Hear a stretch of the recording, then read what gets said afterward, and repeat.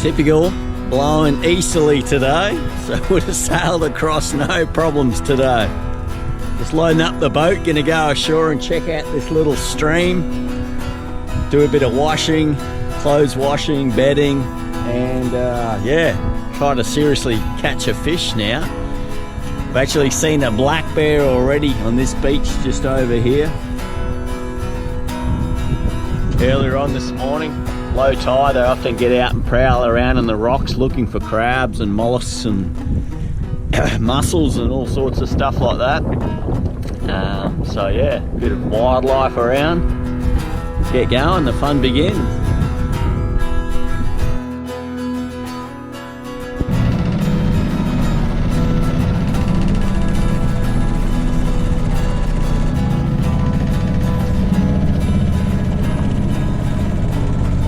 Jump in for a dip last night because of all the glaciers and snow melt that's so close to these little streams feeding this cove here. The water is freezing, like it's literally close to 0 degrees Celsius.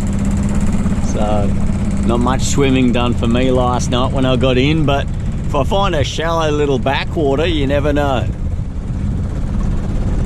Pretty small stream, so if there is any sockeye that come in here, they're going to be small ones.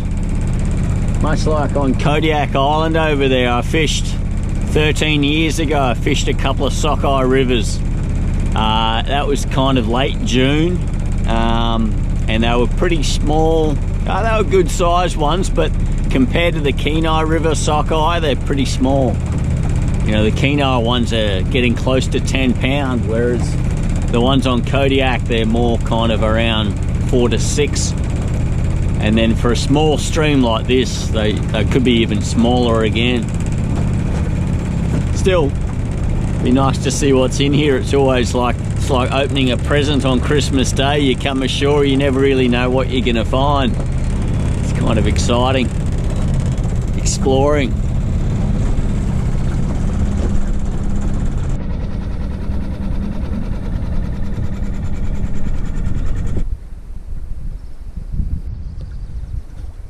Pretty much ran aground coming through the little gap there. Drifted in and wasn't really watching where I was going, but the tide's coming in, I'm pretty sure, judging by the bubbles coming up from the bottom. And I can hear a bear up there somewhere, grumbling away at the disturbance of his early morning. But there's the little stream, beautiful little lagoon here, just magic.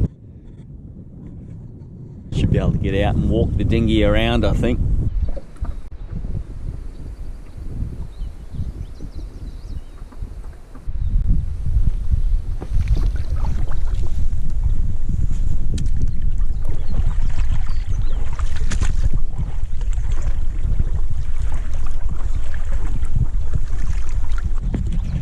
Watch out sometimes, you get glacier silt on the bottom and these shallow bits that can be like quicksand sometimes.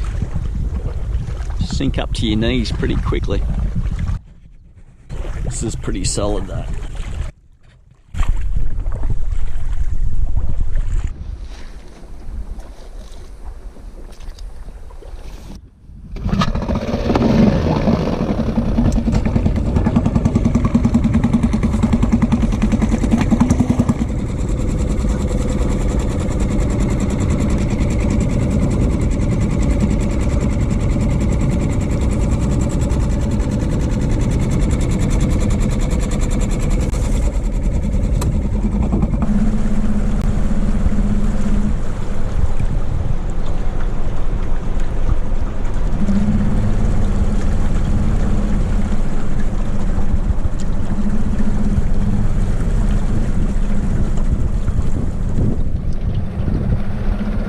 Healthy looking little stream, lots of weed life, but didn't see any sign of any fish on the way in there then. If they're around, they'll be hanging out right at the front there, right where it's flowing in.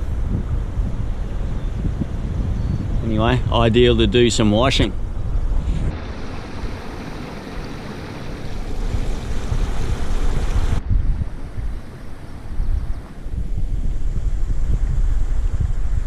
Real bear country up here. Big part of their diet's grass this time of year. So yeah, they'd love this sort of place. Nice fresh water. Doesn't seem to be many around in this area though, so that's good. We'll get some washing done. Beautiful stream. You probably can't see it, but there's a little fingerling just there. So it's hard to tell what it is. I think not a coho, because coho got really bright orange tails as fingerlings. Probably a chum, I reckon. Hard to tell, it's a little too far away. And I've got the stomp going.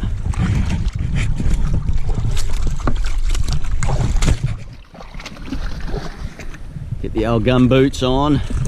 You don't get your hands in this water if you can help it. I just chuck them in there, a bit of water, stomp around for a bit, kick them around, give it a rinse, bring it out, and job done. Simple. When the salmon start running, I'm guessing there would be a bit of a salmon run in this stream. It's a bit bigger than what I thought. There's a reasonable flow. Pinks at least. The pink salmon seem to have no problems going up the smaller streams. Chum too, actually. Seems like they're the only two salmon that are going to be left at some stage of the game if things keep going the way they have been.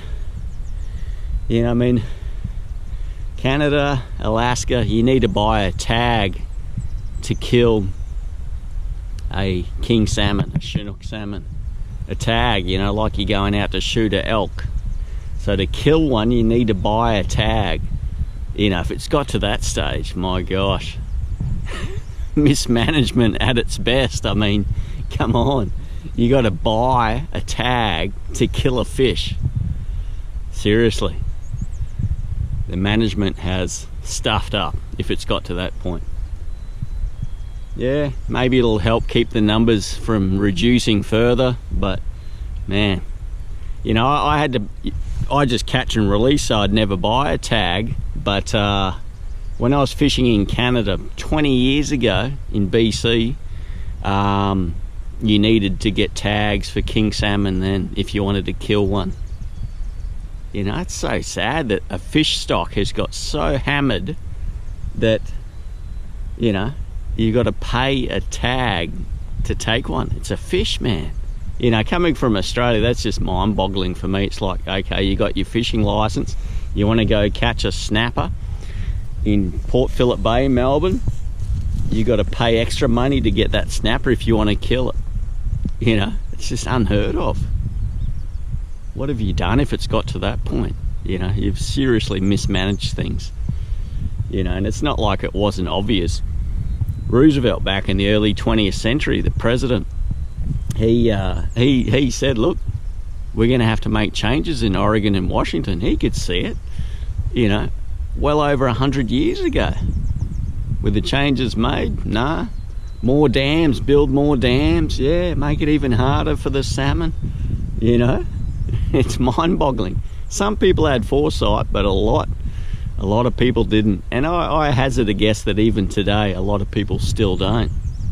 You know, if you still got king salmon derbies where everybody's killing the fish at sea before they've got to the rivers, yeah, something's still amiss.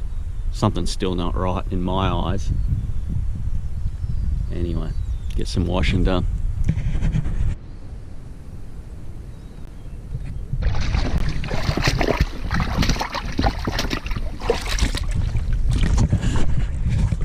This is basically the only shore-based tinkering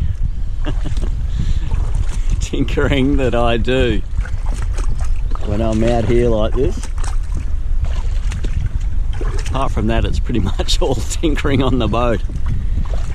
Yeah, the only shore-based work I do is finding firewood and a bit of clothes washing and linen washing. A lot of this is linen, actually.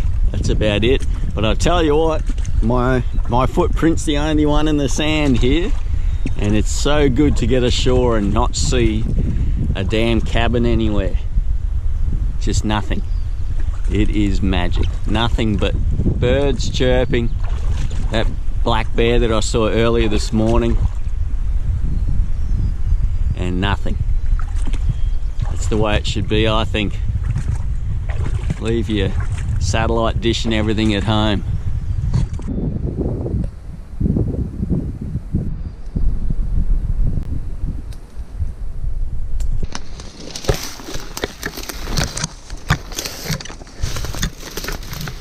Leave it in rinse mode for a little bit and go for a bit of a look around. See what sort of berries are going to come on in this area. Probably, what are we coming into? We're coming into June, so late June you can usually start eating them in some places. Flowers looking good. It's always hit and miss. What I got into quite a bit last year as I got further north were strawberries. Wild strawberries. Pretty small, but geez, they're good. Really tasty. Beautiful river. Just beautiful.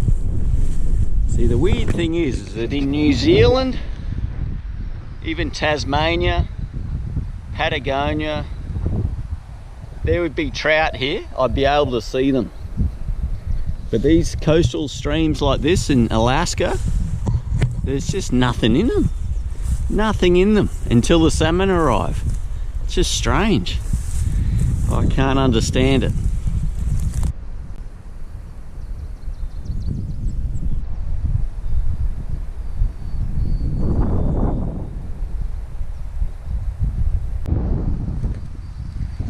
You know, have you ever seen a better looking stream for trout? It's just perfect. Coastal cutthroat, nowhere to be seen. And the thing is that even when the salmon, they do arrive, the pinks, the chum, there's not that many rainbows or Dolly Varden there harassing them that I've seen. Not many at all. Like I said, I've caught one Dolly Varden in this is my 5th summer in Alaska. One. No, I've caught 2, sorry. One decent one. But apart from that, none. Rainbow trout, none. Not one. Not one. And I've fished hundreds of rivers like this. Bigger, smaller, you know. No trout. Just nothing. And I've been there from May through to October. And you know, September, October, right when the coho meant to be coming in, haven't found any. Not one. I've caught one at sea trolling, and that's it. Incredible. Look at this, just beautiful.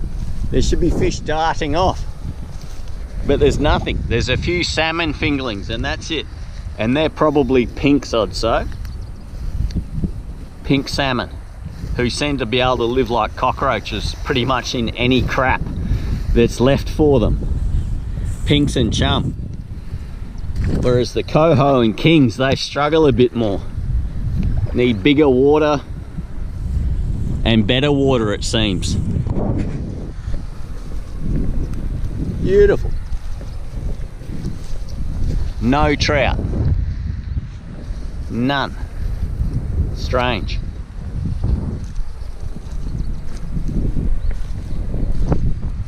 There just might not be enough food for them, I guess. Maybe that's the problem. But you would have thought there's plenty of weed growth. Food chain looks good to me. You know, maybe they're up at the lake still, but I doubt trout would go up this waterfall. I even doubt salmon might. Looks pretty big.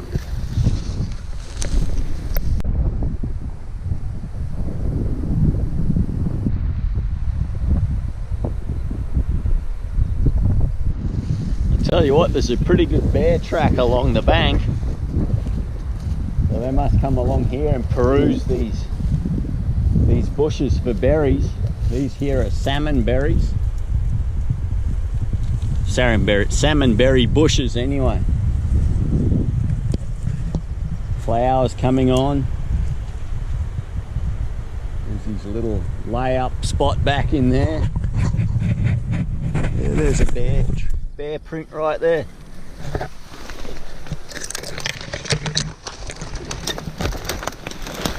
There's his escape route up there. A bad little spot. Might have even spent the winter chilling out here close to fresh water. This stream would have froze a little bit, but it still would have flowed, I'd say. Would have been able to drink from it at least. Get down onto the bank.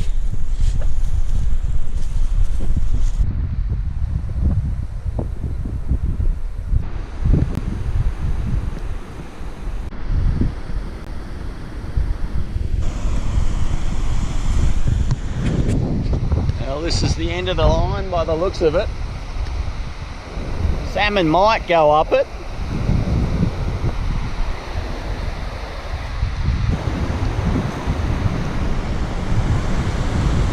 Well-worn rocks. Millions of years. Maybe not millions for these rocks, but at least thousands of years for bears hunting off these rocks. Thousands of years, I would suspect.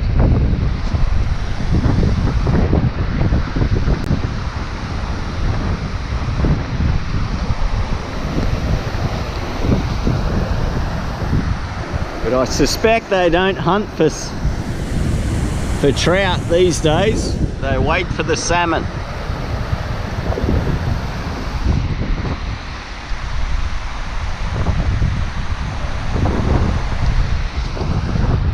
Because the trout are just not here, like usual. Unless it's a big river, they're just not here. Still, beautiful spot.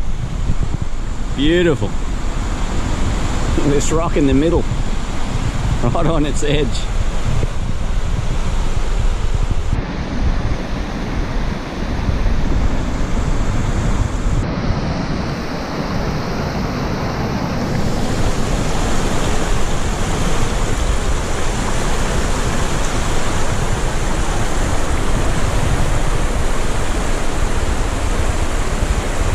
Well, that's it for me. Back to the washing, I guess. I'll have to look for fish in the ocean. See what kind of rockfish are around.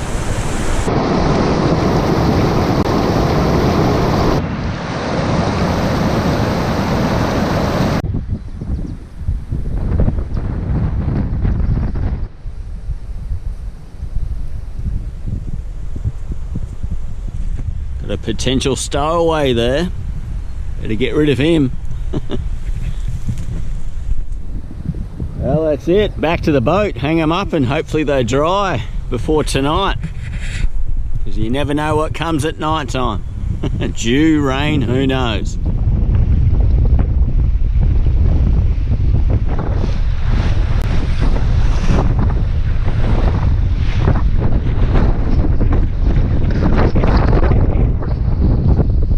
Well, I needed the motor to get out of there in the end, but there's plenty of wind out here now. Just trying to clear this headland so I can get around, and then I'll get downwind towards where I want to go. Just coming out of the inlet was difficult. There was a good wind coming out, but then I hit the mouth back a bit further, and it was just the doldrums. Once I'm out here, there's a real good nor'easter blowing at the moment, and it's meant to blow for a week or so, so that's good for me to head to the southwest. Yeah, we're going good. On to the next spot.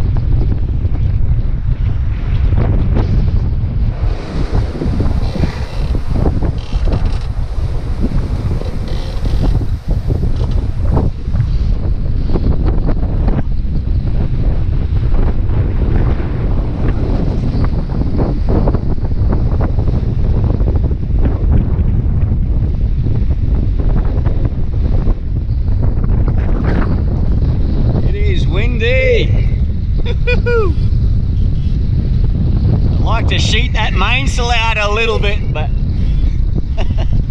I'm just hanging on at the moment. Just want to get around this point.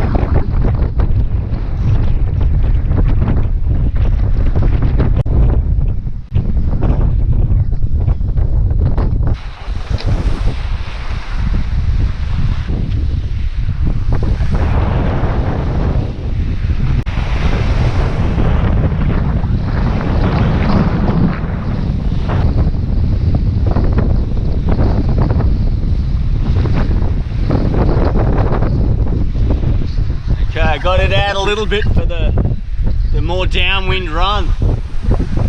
We're gonna fly close to 30 knots, I'd say, at least 25, and steady as it comes. Really good actually.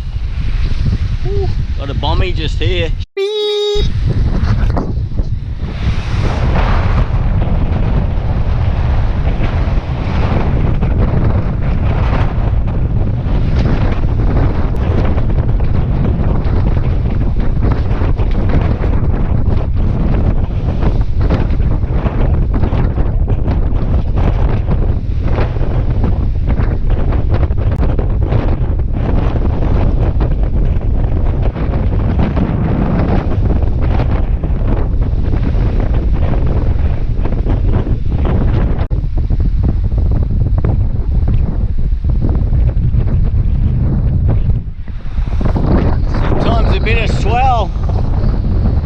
Wind is your assistant, you know, lets you see where the lower water is. Sometimes when you're by yourself, you get to have a look at what's coming, but when you're just hanging on like that, you don't have a lot of time to check the chart. Anyway, I was giving it a wide berth and I saw it in the end, so that's good. Gonna get around this rock and then happy days.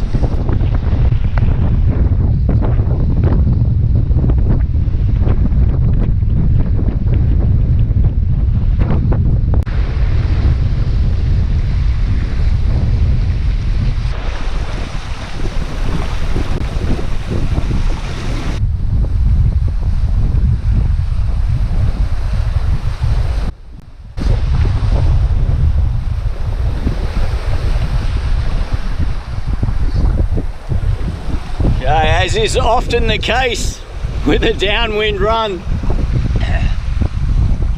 the headsail's not overly happy, but I've managed to get it to stay out to the port side at the moment. We're doing a good 7 knots or more, I'd say, and yeah, things are okay. Things are looking good. We'll be there in no time. It's not too far actually. It's only about an 8-mile run from this point down to the next point, and then another 8-mile run into the inlet. It's quite a long one. As to how far I'll be able to sail in, I don't know, but get as far as I can, I guess. Save as much fuel as I can, because you just never know when you're going to get more, really.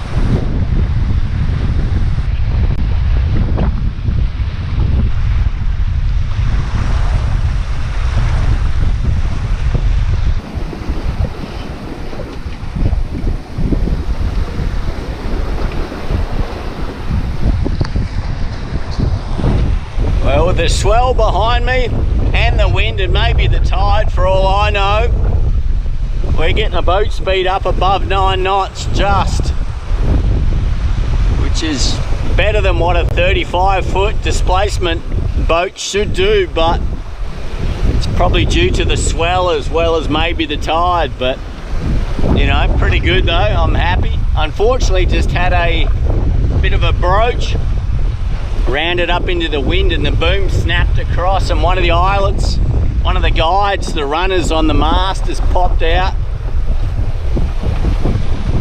So No biggie, hopefully. Some of the plastic ones on this sail, they're slightly too small, or I'm not sure what, but they break easily and they pop out of the guide.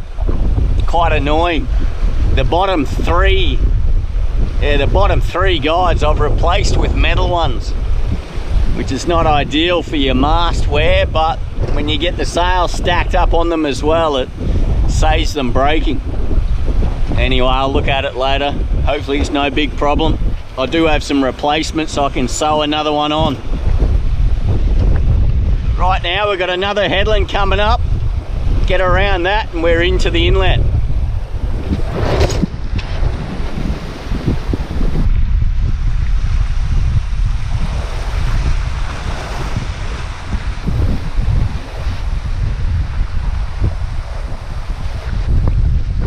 Well, we've had a bit of carnage here, unfortunately. Had that big broach I was talking about, which took one of the runners off the mast, but it snapped across so hard it actually busted the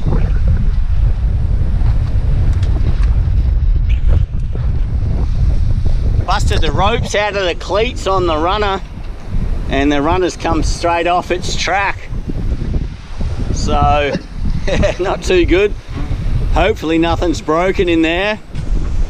Yeah, it's basically the whole train's come off the track. Yeah, not good. The boom slammed back into the bimini here, and I've just lashed it down, and I'll deal with it. Drop the mainsail as best I could, and I'll get into calm water and assess the damage and hopefully put it all back together okay. Sailing, gotta love it. It's the thing here, you're in real light conditions and you think, yeah, great, we'll get the main up, and then before you know it, you're in 30 knots and you're overgunned. Anyway, such is life. I think it's all okay. I'll report in when we get there. Here's our little headland we're coming around.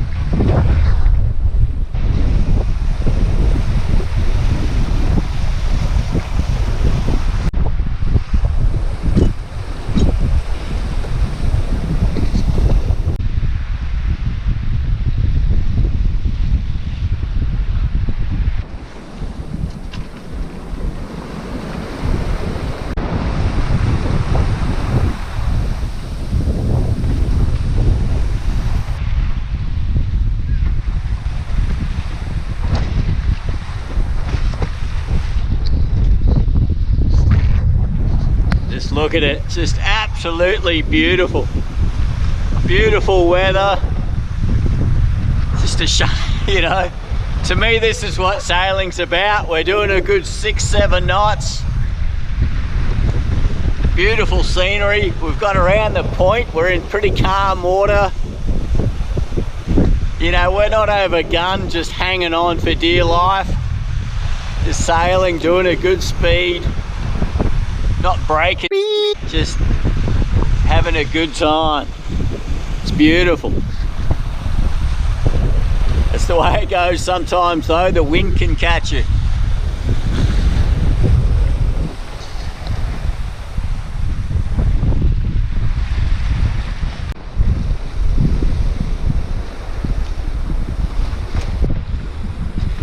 Looks pretty nice in there. The wind looks like it's going to take me a fair way in, which is nice too. Just be good to get out of this slop. There's a bit of a tide and swell slop here at the entrance, a bit like the other inlet. Once we get in there, it should be nice.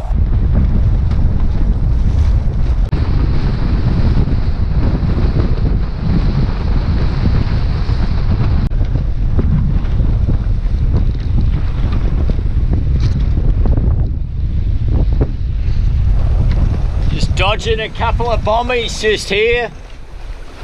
There's two bombies and then it's pretty much straight in.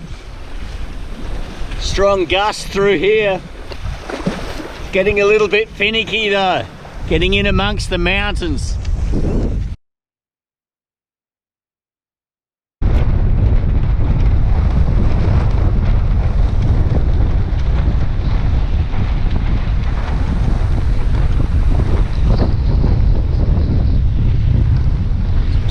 gusts coming off the mountains. Just beautiful countryside, spectacular. You just see volcanic craters that have hit the whole mountainsides thousands, million years ago, back when the dinosaurs roamed. Must have just exploded out. It's amazing.